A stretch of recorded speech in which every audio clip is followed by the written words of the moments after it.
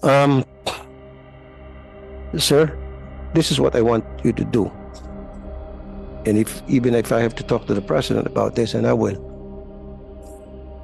ibalik natin siguro yung ban.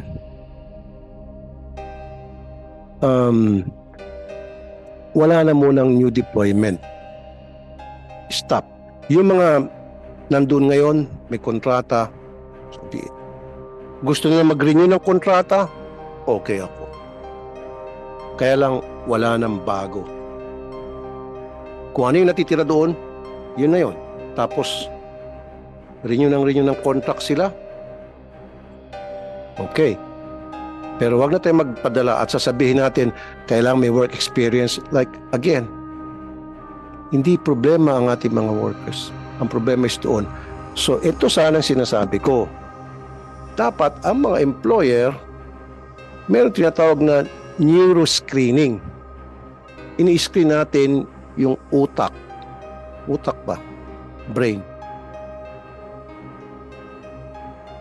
Ng mga employers doon. Hindi ko naman sinasabi yung mga Kuwaitay sila ulo. I'm not saying that. In fact, marami mga workers tayo doon na happy sila sa kanilang mga employees sa OFW sa Kuwait.